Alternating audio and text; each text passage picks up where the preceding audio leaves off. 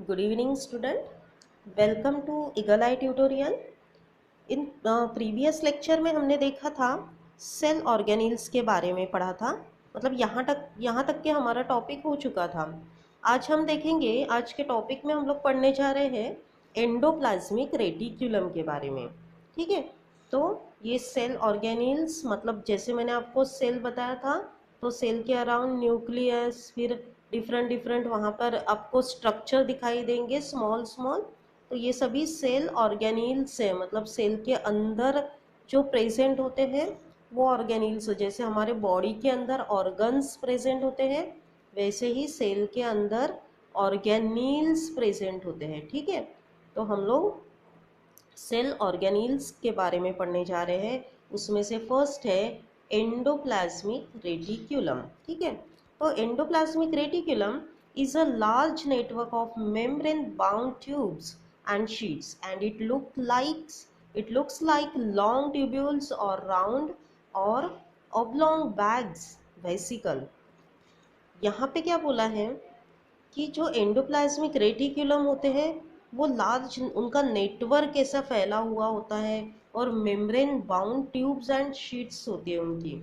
और it looks like long tubules और round और ऑब्लॉन्ग बैग्स। यहाँ पे अगर आप देख रहे हो, ठीक है, इस डायग्राम में अगर आप देखोगे तो आपको एंडोप्लाज्मिक रेटिक्यूलम दिखाई दे रहा है। यहाँ पे पूरा नेटवर्क के समान ये न्यूक्लियस है, ये बीच का जो पार्ट है वो न्यूक्लियस का है। तो न्यूक्लियस के अराउंड ये नेटवर्क आपको फैला हुआ दिख रहा है ना, तो वो ऐसे ऐसे फैला हुआ है, वो है एंडोप्लाज्मिक रेटिक्यूलम। पूरा इसका नेटवर्क ऐसा मेम्ब्रेन बाउंड, ये है मेम्ब्रेन, उसकी मेम्ब्रेन बाउंड होते हैं वो। और बिग स्ट्रक्चर इनका होता है, बिग स्ट्रक्चर आपको दिखाई देगा इस यहाँ पे। तो endoplasmic reticulum is a large network of membrane bound tubes, tubes की तरह ऐसे लॉन्ग ट्यूब्यूल्स की तरह आपको दिखाई देंगे वो। और राउंड और ऑब्लॉन्ग, राउंड भी होते हैं, ठीक है, ऑब्लॉन्ग भी रहेंगे। ठीक है, the ER membrane is similar in structure to the plasma membrane. मतलब अगर आप प्लाज्मा मेम्ब्रेन को देखोगे, ये देखो यहाँ पे आपको ये प्लाज्मा मेम्ब्रेन दिखाई दे रही है, उसी के समान इनका स्ट्रक्चर होता है। अगर आप थोड़ा सा बड़ा करके देखोगे तो सेम इसके स्ट्रक्चर के तरह ही ये आपको दिखाई देते हैं। ठीक है, देखो ये पूरा जो नेटवर्क फैला हुआ है वो पूरा क्या है, एंडोप्लाज्मिक रेटिक्यूलम का वो नेटवर्क है। देन अब इसके हम लोग टाइप्स देखेंगे। There are two types of ER, मतलब ER मतलब एंडोप्लाज्मिक रेटिक्यूलम। ठीक है, कौन कौन से टू टाइप्स होते हैं? One is the rough endoplasmic reticulum and another is the smooth endoplasmic reticulum. Rough को RER rough endoplasmic, SER smooth endoplasmic reticulum कहा जाता है। RER looks rough under a microscope because it has particles called ribosome attached to its surface। ठीक है, जो rough endoplasmic reticulum होते हैं वो हम अगर माइक्रोस्कोप से देखते हैं तो हमें रफ दिखाई देते हैं, क्योंकि उनके सरफेस पर ना ऐसे छोटे छोटे पार्टिकल लाइक राइबोसोम्स अटैच होते हैं, जिसकी वजह से वो रफ दिखाई देते हैं। और स्मूथ प्लेन होने के कारण वो हमें स्मूथ दिखाई देते हैं। तो the ribosomes which are present in all active cells are the site of protein manufacture। Ribosome का क्या काम होता है, वो कौन सा फंक्शन परफॉर्म करते हैं? सभी एक्टिव सेल्स में राइबोसोम होते हैं एंड प्रोटीन सिंथेसिस करने का वो काम करते हैं। मतलब the function of ribosome is to synthesize the protein, protein synthesis करने का काम राइबोसोम परफॉर्म करते हैं। The manufactured proteins are then sent to the various places in the cell depending on need using the ER। अब जो protein synthesis हुआ है, ribosome ने क्या किया, प्रोटीन सिंथेसिस किया। प्रोटीन तैयार होने के बाद उसे सेल में जहाँ जहाँ ज़रूरत है वहाँ वहाँ हर डिफरेंट प्लेसेस पर पहुंचाने का काम एंडोप्लाज्मिक रेटिक्यूलम का होता है। देखो, राइबोसोम क्या करते हैं, ठीक है, प्रोटीन मैन्युफैक्चर करते हैं, लेकिन जो प्रोटीन तैयार हुआ है सेल में, जहाँ जहाँ राइबोस प्रोटीन की ज़रूरत है वहाँ कोई पहुँचाने वाला भी तो चाहिए ना। तो ये एंडोप्लाज्मिक रेटिक्यूलम उसको, प्रोटीन को एक जगह से दूसरी जगह ट्रांसपोर्ट करने का काम करते हैं। जैसे पिज्ज़ा डिलीवरी बॉय होता है, तो पिज्ज़ा एक जगह से दूसरी जगह ले जाने के लिए बॉय की ज़रूरत होती है ना। तो उसी तरह प्रिपेयर कोई और करता है ना, होटल में जाते हैं तो फूड कोई और प्रिपेयर करता है, लेकिन उसे पहुंचाने का काम वेटर का होता है ना। तो उसी तरह यहाँ पे राइबोसोम का काम होता है प्रोटीन तैयार करना, और उसे पहुंचाने का काम होता है डिफरेंट प्लेसेस पर ईआर का, एंडोप्लाज्मिक रेटिक्यूलम का। द एसईआर, अब स्मूथ एंडोप्लाज्मिक रेटिक्यूलम, उनका भी तो कुछ काम होना चाहिए कि नहीं। तो स्मूथ एंडोप्लाज्मिक रेटिक्यूलम जो होते हैं, it helps in the manufacture of fat molecules और lipids। ठीक है, इनका काम होता है फैट मॉलिक्यूल तैयार करना और लिपिड्स प्रिपेयर करना। इम्पॉर्टेंट फॉर सेल फंक्शन के लिए लिपिड और प्रोटीन की ज़रूरत होती है, फैट की ज़रूरत होती है। तो वो कौन प्रिपेयर करेगा, SER, मतलब smooth endoplasmic reticulum. Some of these proteins and lipids help in building the cell membrane. अब सेल मेम्ब्रेन बनाने के लिए भी तो ज़रूरत होती है ना कुछ चीज़ों की। तो सेल की जो मेम्ब्रेन होती है वो लिपिड एंड प्रोटीन से बनी हुई होती है, ठीक है। तो ये कौन प्रिपेयर करता है, SER, and this process is known as membrane biogenesis. Important है, मेम्ब्रेन बायोजेनेसिस किसे कहा जाता है, protein and lipids, protein and lipids help in building the cell membrane and this process is known as membrane biogenesis। लेकिन किससे, तो ये जो SCR क्या करता है, fat molecule and lipid molecule तैयार करता है। इसमें से कुछ लिपिड एंड प्रोटीन मॉलिक्यूल किसके लिए यूज किए जाते हैं, सेल बिल्डअप करने में यूज किए जाते हैं, और उस प्रोसेस को कहते हैं membrane biogenesis. Some other proteins Some other proteins and lipids function as enzymes and hormones। तो देखो, कुछ प्रोटीन और लिपिड का फंक्शन होता है, किसकी तरह बिहेव करते हैं, एंजाइम्स एंड हॉर्मोन्स की तरह बिहेव करते हैं, ठीक है। तो ये हार्मोन एंड एंजाइम भी प्रोटीन से ही, प्रोटीन एंड लिपिड से ही तैयार होते हैं, और वो जब ज़रूरत पड़ती है तब एंजाइम एंड हॉर्मोन्स का वर्क परफॉर्म करते हैं। Although the ER varies greatly in appearance in different cell, it always forms a network system। तो ER जो होते हैं हर सेल में हमें डिफरेंट दिखाई देंगे, बट हमेशा नेटवर्क सिस्टम में ही फॉर्म होते हैं, मतलब एज अ नेटवर्क के समान ही वो दिखाई देते हैं। तो ये एनिमल सेल है, तो इसके आप जो भी सेल ऑर्गेनील्स है वो आपको स्टडी करना ज़रूरी है। जैसे न्यूक्लियस कहाँ होता है, कैसा दिखाई देता है, न्यूक्लियर एनवलप कहाँ होते हैं, ठीक है, उसमें क्या क्या, smooth endoplasmic reticulum and rough endoplasmic reticulum. Golgi apparatus देखो कहाँ पे सिचुएटेड है, सेंट्रियोल होते हैं, प्लाज्मा मेम्ब्रेन प्रेजेंट होती है, लाइसोसोम, राइबोसोम्स, ठीक है, माइटोकॉन्ड्रिया, ये सारे ऑर्गेनील्स एनिमल सेल में होते हैं।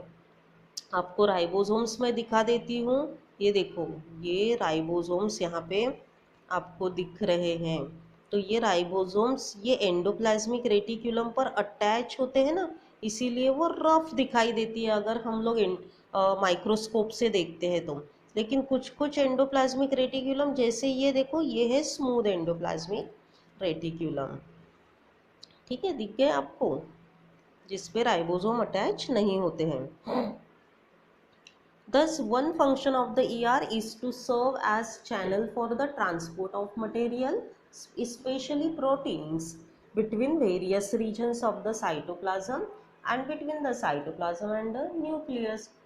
और एक फंक्शन क्या है ER का, वो ट्रांसपोर्ट करता है मटेरियल को, स्पेशली प्रोटीन ट्रांसपोर्ट करेगा डिफरेंट डिफरेंट रीजन्स में, साइटोप्लाज्म से न्यूक्लियस में, न्यूक्लियस से साइटोप्लाज्म में वो क्या करेगा, मटेरियल ट्रांसपोर्ट करने का काम करेगा। तो वो ट्रांसपोर्टेशन के लिए उसके पास चैनल्स भी तो है ना, मतलब एक ये चैनल, एक दूसरा चैनल, ऐसे चैनल भी है, तो एक से दूसरे पर ट्रांसफर, दूसरे से तीसरे पर ट्रांसफर करके इस तरह वो पहुंचाने का काम करेगा। The ER also function as a cytoplasmic framework providing the surface for some of the biochemical activities of the cell। Cell में जैसे हमारे बॉडी में बायोकेमिकल एक्टिविटीज़ होती है, वैसे ही सेल के अंदर भी बायोकेमिकल एक्टिविटीज़ होती है। उसके लिए वो क्या करेगा, सरफेस प्रोवाइड करता है, एज अ साइटोप्लाज्मिक फ्रेमवर्क करके वो सरफेस प्रोवाइड करेगा, मतलब प्लेस, जगह देगा वो, कि यहाँ पर आप अपना वर्क कर सकते हो। ठीक है।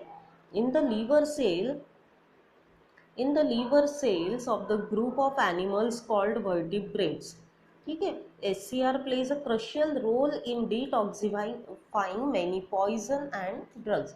लीवर सेल में, ठीक है, जो वर्टिब्रेट्स होते हैं, जिन्हें रीढ़ की हड्डी होती है ना, ऐसे एनिमल के ग्रुप को कहा जाता है वर्टिब्रेट्स।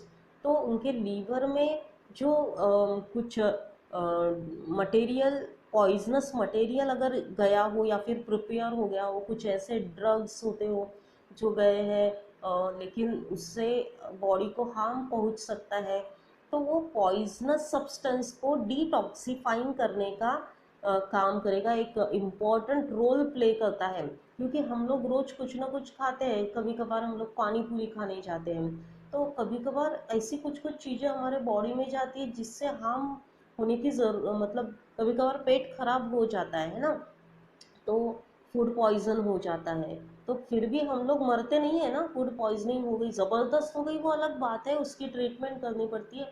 बट कभी कभार पेट अचानक से खराब हो जाता है, तो कुछ टॉक्सिक चीज़ें, मतलब पॉइजनस मटेरियल हमारे बॉडी में क्रिएट हो जाता है, तो उन्हें डिटॉक्सिफाइंग, ऐसे मटेरियल को डिटॉक्सिफाइंग करने का इम्पॉर्टेंट वर्क SCR प्ले करता है। कहाँ पर, लीवर में। ये देख लो आप लोग, प्लांट सेल की डायग्राम है ये। अब प्लांट सेल में क्या क्या प्रेजेंट होता है वो भी आप लोग अच्छे से स्टडी कर लो, और इसकी डायग्राम भी आपको ड्रॉ करके देखनी है। अब हम देखेंगे गोल्जी एपरेटस, आप इसको गोल्गी एपरेटस भी कह सकते हो। The Golgi apparatus first describe by Camillo Golgi, underline कर लेना। Who describe first the Golgi apparatus? So answer is the Camelo-Golgi, consist of a system membrane-bound vesicle arranged approximately parallel to each other in stacks called cisternae। तो ये जो Golgi apparatus होता है ना, ऐसे ऐसे ये अरेंज होते हैं, ऐसे ट्विस्टिंग इसमें ऐसे अरेंज होते हैं, एक दूसरे से ये लोग पैरेलल है ना, तो इन्हें कहा जाता है, एक एक इसको सिस्टर्ने, ठीक है, सिस्टर्ने कहा जाता है। तो consist of a system membrane bound, membrane होती है ना इन्हें, मेम्ब्रेन बाउंड वेसिकल, आपको मैं इसका स्ट्रक्चर डायग्राम में दिखा देती हूँ। स्टैक की तरह अरेंज होते हैं, ये देखिए गोल्गी एपरेटस आपको दिखाई दे रहा है, तो ये एक दूसरे से पैरेलल है ना, एक दूसरे से पैरेलल है, एक के ऊपर एक अरेंज है, वो एक के ऊपर एक अरेंज है, इसलिए स्टैक लाइक अपीयरेंस होता है इनका। ठीक है, समझ गया आपको, ये गोल्गी एपरेटस है, इसलिए यहाँ पे क्या दिया गया है, consist of a system of membrane bound vesicle, membrane bound vesicle होते हैं ऐसे, मेम्ब्रेन होती है उन्हें, arrange approximately parallel to each other, एक दूसरे से पैरेलल है, इन स्टैक्स कॉल्ड सिस्टर्ने, एक एक को सिस्टर्ने कहा जाता है। These membranes often have connection with the membranes of ER and therefore constitute another portion of a complex cellular membrane system। Cellular membrane system जो तैयार करने में जो भी उनको जो मैन्युफैक्चरिंग का काम होता है उसमें पार्टिसिपेट तो करते ही है ये, और इनका ER के मेम्ब्रेन के साथ कनेक्शन होता है। देखो आप लोग डायग्राम में देख लो, अब ये प्लांट सेल है तो सेम ही है वैसे, लेकिन थोड़ा सा डिफरेंट होता है। तो अगर आप ये देखोगे तो यहाँ पे ये देखो, ये गोल्गी एपरेटस आपको दिखाई दे रहा है, ये गोल्गी एपरेटस, इनका कनेक्शन डायरेक्ट ER के साथ होता है। तो जो भी मतलब चीज़ें ER प्रिपेयर करते हैं, तो ये ER की हेल्प करते हैं, मतलब पैकेजिंग करना, मतलब जो भी ये सिंथेसिस, प्रोटीन सिंथेसिस करते हैं, उनको पैक करना, मतलब पहले स्टोर करना, पैक करना, डिस्पैच करने का काम, फिर पहुंचाने का काम, ये गोल्गी ऑपरेटर्स करते हैं। देन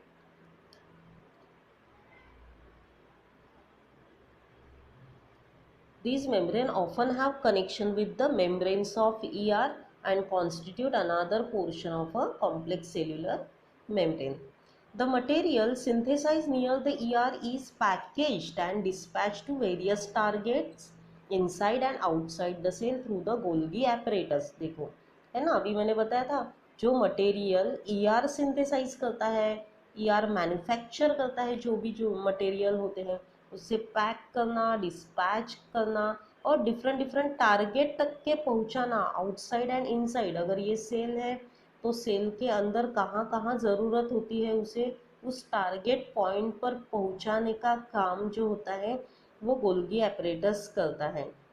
उसका फंक्शन क्या है? Its function include storage, store करना, मॉडिफिकेशन करना, कुछ अगर चेंजेस चाहिए रहते हैं मटेरियल में तो वो चेंजेस करना, एंड पैकिंग करना मटेरियल को, है ना, पैकेजिंग करना ऑन प्रोडक्ट्स ऑफ प्रोडक्ट्स की पैकेजिंग करना इन वेसिकल। वो जो ये जो है इसके नीचे ऐसे वेसिकल दिए हैं, इन वेसिकल में पैक करना, तो ये काम होता है गोल्गी एपरेटस का।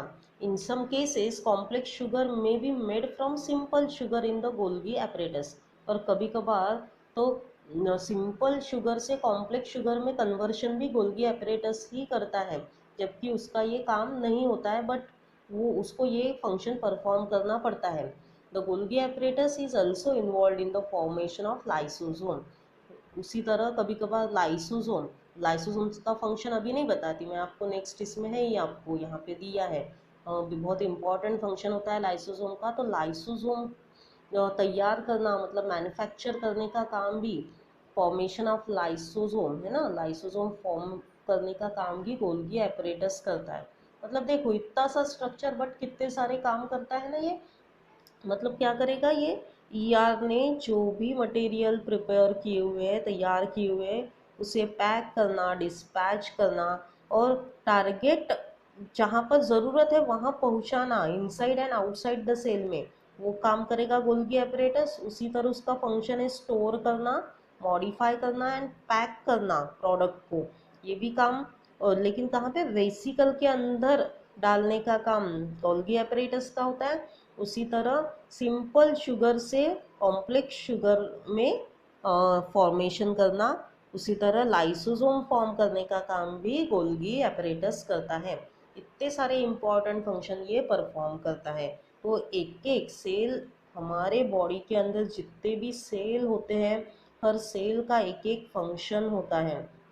तो आज हमने देखी ये ER एंडोप्लाज्मिक रेटिकुलम, इसके टू टाइप होते हैं, एक स्मूथ एंडोप्लाज्मिक रेटिकुलम, एक रफ एंडोप्लाज्मिक रेटिकुलम। इसके फंक्शन भी देखे हमने।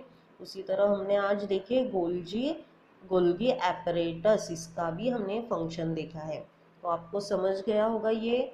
आपको इतना अगर समझ गया है तो आप मुझे व्हाट्सएप पर सेंड किया करो कि मैडम, रिप्लाई भेजा करो आप लोग कि मैम हमने वीडियो देखा और हमें समझा, या फिर जो भी नहीं समझा आप वो भी रिप्लाई दो, किस तरह से आपको एक्सप्लेन करना है वो आप भेजा करो प्लीज़। अगर नहीं भेजोगे तो मुझे फिर चिंता रहती है कि आपको समझता है कि नहीं। ओके, तो कल के पीरियड में हम आगे के टॉपिक देखेंगे, बस आपका 2 दिन में ये लेसन कंप्लीट हो जाएगा। Thank you.